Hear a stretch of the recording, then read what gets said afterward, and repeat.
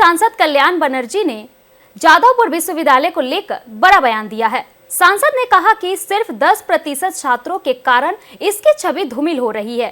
SFIR और ultra left को जिम्मेदार ठहराते हुए उन्होंने आरोप लगाया कि कैंपस में गांजा, शराब और अवैध गतिविधियां होती है तथा CCTV लगाने से रोका जाता है। पोस्टमार्टम হবে সেগুলো রয়েছে, কিন্তু যাদবপুরই রয়ে গেছে। যাদবপুরটা এই SFI, CPM আর আল্ট্রা কমিউনিস্টরা সব শেষ করে দিল। যাদবপুর শেষ করে দিল একদম। যাদবপুর একটার পর একটা ঘটনা শুধু যাদবপুরই হয়। আসলে কমিউনিস্ট যেখানেই থাকে সেখানেই কিছু না কিছু হয়। এরা জীবনে কোনোদিন কনস্ট্রাকটিভ কাজ করতে পারেনি, ডিস্ট্রাকটিভ কাজ করেছে।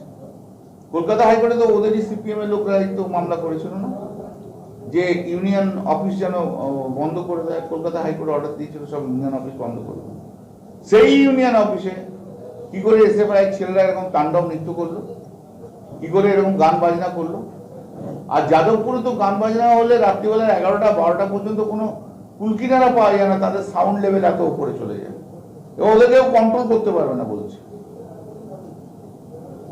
ওই 34 বছরের CPM যে ভূমিকা ছিল, যাদবপুরে আজও CPM এর সেই ভূমিকা রয়েছে। আনকন্ট্রোল একদম। আমি তো পরের পর যাদবপুর নিয়ে মামলা করেছি। এরা আনকন্ট্রোল, এরা কাউকে মানবে না, কিচ্ছু করবে না। অথচ যাদবপুরের কথা কেন বলছেন আপনি?